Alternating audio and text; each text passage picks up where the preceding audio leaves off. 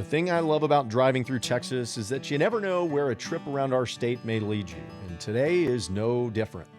First, we'll visit two brothers who are helping spread delicious Cajun food with the help of a fun and energetic Cajun friend. Then we'll drop in on a blacksmith who will sharpen our understanding of the world of knife making and sword slinging. And we'll wrap our trip with someone who makes, well, you just have to see to understand. Why don't you hop in, travel with me? My name is JB Salceda, and this is Texas Country Reporter.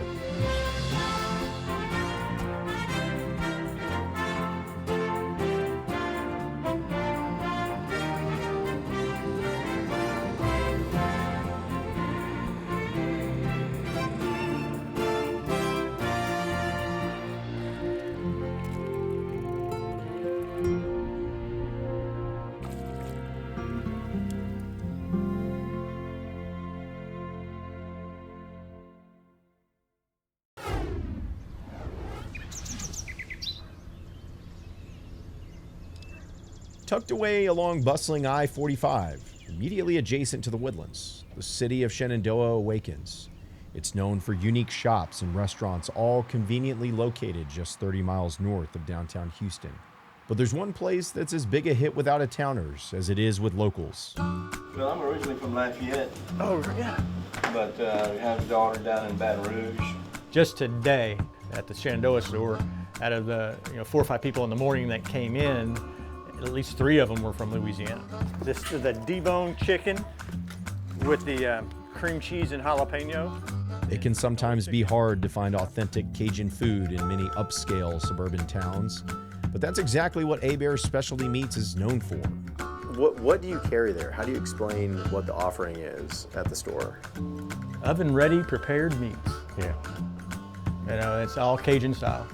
So deboned stuffed chicken, all you do is take out of the package, put it in the oven, you're done, or throw it on the grill, whichever way. Try to make life where you're still doing the cooking and you still have that wonderful smell inside your house, but you're not having to do all the prep work. And you do have a lot of transplants here, so, and they're trying to find the food that they like. Yeah. So we're one of the few places they can come to that they can find the food they like. Okay, even if they're making their own, but they need andouille or tasso or something like that, they know they can come to our store and find that. Together, brothers Chris and Scott Catlett run Hebert's in Shenandoah, as well as multiple locations all over Houston.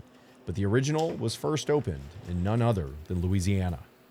Back in '95 is when we started, and I went and I approached Sammy and Junior Hebert and said, man, this is a great concept. I'd love to bring this to Houston. And it took about a year and a half to convince them to let me do it. They're in Maurice, Louisiana, right outside of Lafayette. And so I trained with them. I actually married my wife in '95, and then I said, hey, I'm quitting my job. I need to move in with your parents because I got to train with Hebert's. And so that's what I did, and I trained with them for like 6 months and learned how to do everything. And April of '97, we opened the first store. And then I came on a few years after that. He sold his company. Sold my company and came on with him, and we've been just cooking and deboning and doing all that stuff. Hebert sells everything from bacon-wrapped shrimp to gumbo, but it's the stuffed chicken that first put Junior Hebert and his family on the map. This concept of a stuffed chicken, I mean, was that like a Louisiana thing that you grew up with? Well, I mean, where did that come from? There's an old man, his name was Cajun-cooking, and he served those chickens at a meeting. And the restaurant was already open. So my dad asked him, it was stuffed with cornbread dressing. He would do 20 a week to sell to his friend. So he did them that night to cook for us at our meeting. So my dad said, well, would you show my son how to debone the chicken? Because we knew how to cook. Mm-hmm. So he showed me how he deboned it, and it just grew from there. While Junior credits Gaboon Triumph for his family's stuffed chicken success, the Heberts do lay claim to the invention of one of the best-selling and most unique items they offer. Is there a method to this other than just cut it? That's it, and I was just going to show you the layers. Oh, man. What is a turducken? The standard turducken is a layer of our pork stuffing. It's like a Cajun sausage, so ground pork, onions, bell pepper, seasoning, and then a duck, debone a duck, lay it down, then another layer of the pork stuffing, and then we debone a chicken, lay it down, and put a layer of cornbread dressing. And then each layer is also seasoned, and then we pull it all together, sew it up. So it's one solid mass of meat. Yeah, so the Wall Street Journal did an article in '96, and they had the best quote. They called it the Frankenstein of fowl. Whether it's frog legs or the Frankenstein of fowl, Hebert Specialty Meats has it all. What began in Maurice, Louisiana, has traveled to Shenandoah, Texas, allowing people to gather around for some good old Cajun cooking. I walked in and I mean, it automatically felt like it was a party, you know, and so how do you feel thinking about how many people get to do this sort of thing and bring people together around your food? It's a humbling feeling, you know, and I've stayed humble all my life, you know, from when you know, we were a family of 12 kids. So yeah, my dad, we had to, you know, there was no nothing given to us. We had to work hard, and my dad opened that restaurant, and yeah, it's a humbling feeling to see people still getting together and enjoying a stuffed chicken or a turducken or a stuffed turkey from us. If you think about it, if you get a chance to bring a family together, it means a lot. So, because, you know, there's a lot of people who want to get their family together but can't with, you know, when my kids were smaller, it's football over here, volleyball over here, you know, going, running around. But if you can just take one day out of the week and just get together and serve a family meal, it means the world.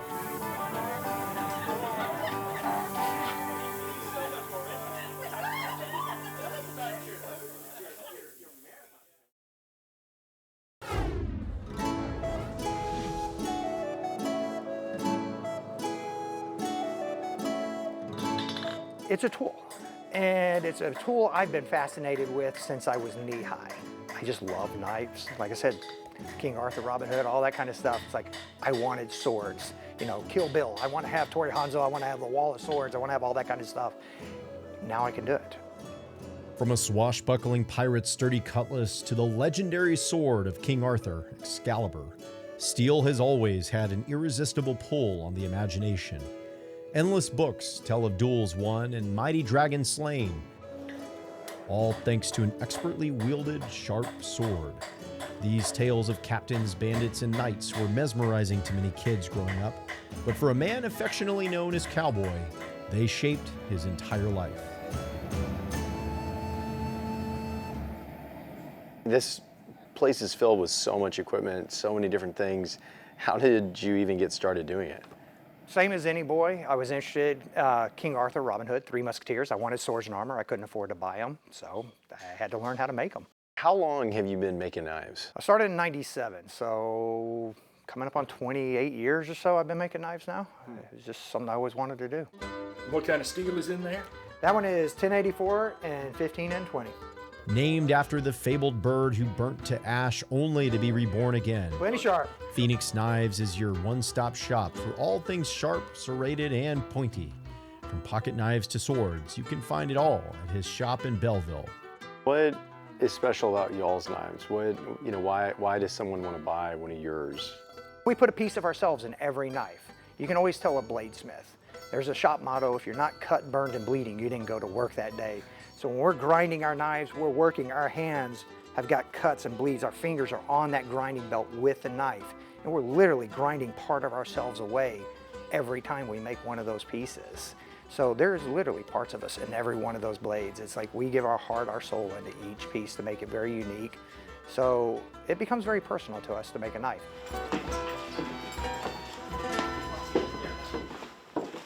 So tonight is our first meeting of the winter semester.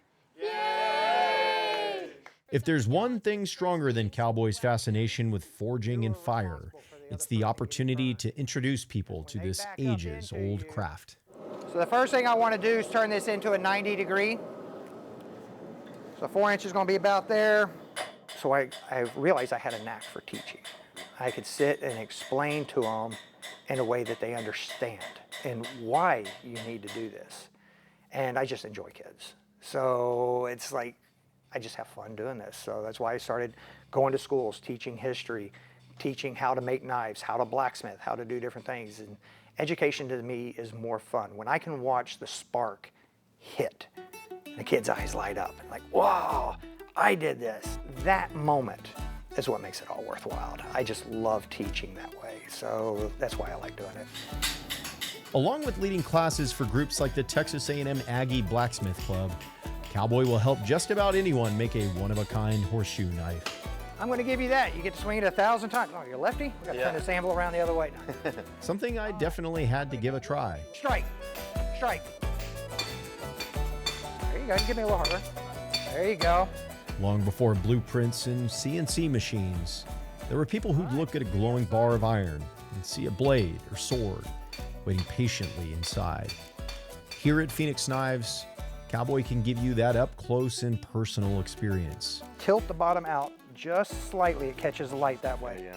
And whether you turn a horseshoe into your very own knife or purchase the blade that speaks to you, Cowboy will be forging here for years to come. How long do you think you'll keep doing this? Till my arms fall off.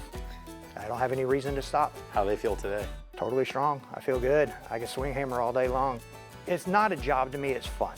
I have a good time doing this, so I have no reason to quit.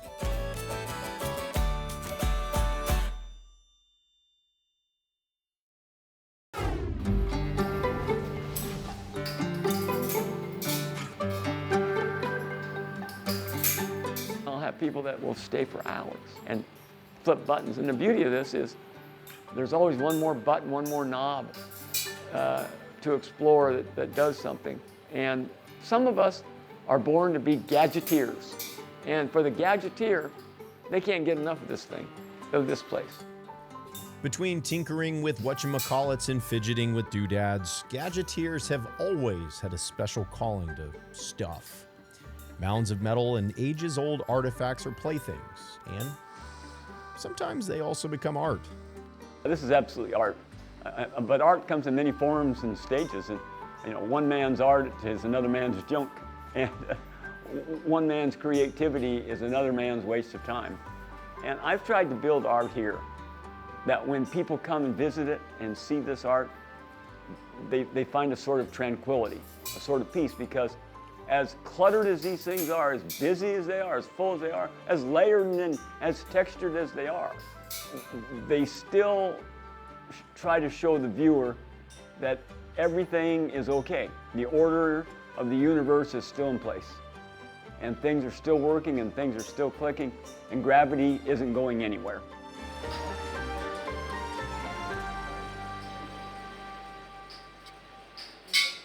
Tucked away in a garage in Duncanville, Ron Carlson's art is made of bright bulbs, steel pieces, and several things most people probably don't even recognize. It's all in all a little complicated to explain, and that's exactly what's inspired the name. There you go. This is where you gotta be. Yeah, there we go. I call them complicated contraptions, but it's a form of industrial art. A lot of this stuff is second and third hand. It's been used somewhere else before, and I've restored it and I've repurposed it. I love reconditioning, taking something that's old and worn out in some people's opinions, but take it and make it new. Give it new luster, make it shine, make it twinkle, make it sparkle, or even give it an entirely new purpose that it had never thought of before. If you touch that while I'm spinning this, it will knock you on your rear end. And I know that because I personally tried it. A lot of people look at it and go, well, it's steampunk. Yes, it is. No, it isn't. I've never seen a piece of steampunk this complicated. You know, this thing sings and dances, pumps wine, plays music, sharpen your toenails, and trim your eyebrows. It does so much more than simple steampunk. How did this start? The first one I built was the church, and I built it simply as a complementary piece to the big flashlight chandelier that's hanging in our den. What was difficult was to get all the pipes to connect. So I decided that difficult would be fun. So I worked really hard to run wires through all the pipes and get every pipe to connect. And Paul, the Apostle Paul, says in 1 Corinthians a couple times that the church is one body. And we're all connected to one another. And so I call it the church because it's all connected to one another. Ron's creation of the church was a fitting first start, as he was a pastor for most of his life. But when he wasn't at the pulpit, he was here creating sculptures like the Undertaker and Firewater. Complex pieces of interwoven metal that do everything from release billowing steam to pumping wine. Impressive on its own, but even more so for someone who's paralyzed on the entire left side of their body. In 2014, on a Sunday, after I'd preached really 3 sermons that morning, all of a sudden I felt like I'd been shot in the neck. And it dropped me to my knees. And I was in the hospital for 45 days. They were thinking I was going to die. But one doctor there, the surgeon, said, "You've had a stroke in your spinal cord." And in so doing, it paralyzed my left side and electrocuted my right side and made it hypersensitive and on fire. And still to this day, I burn. In fact, I had to learn the hard way. I dropped so many wrenches on my foot in a last-ditch effort to save my foot. They took all the bones out of it. So this foot just flaps around, my right foot. It doesn't have any bones. I've got all of this stuff. But that's 11 years ago, and I've lived through it.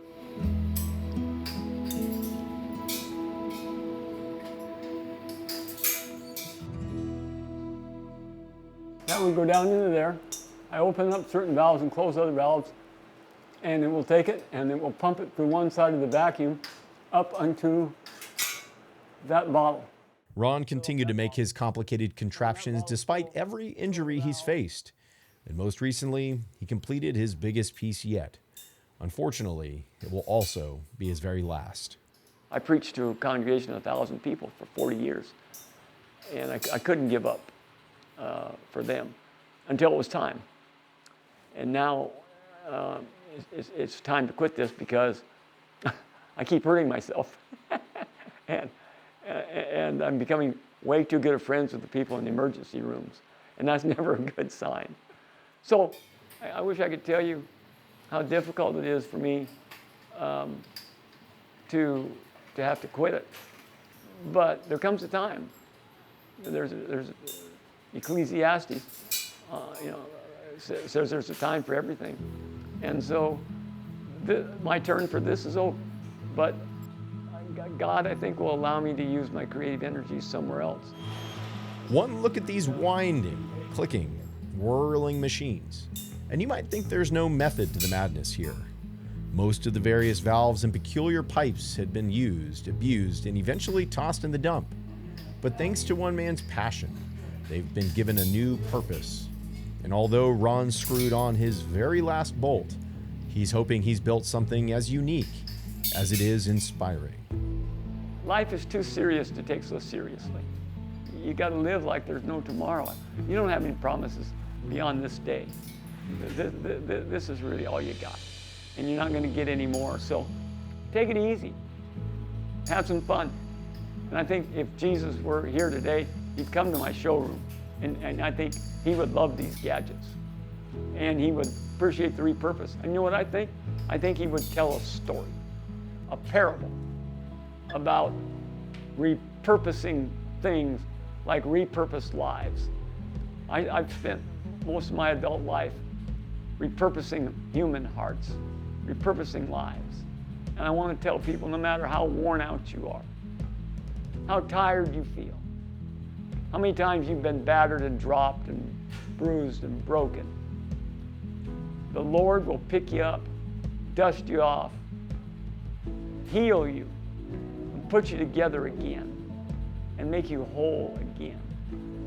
That's what he is, and that's what he does. And that can happen to you and to me. And so I'm hoping and praying that these contraptions can bless others. In Jesus' name.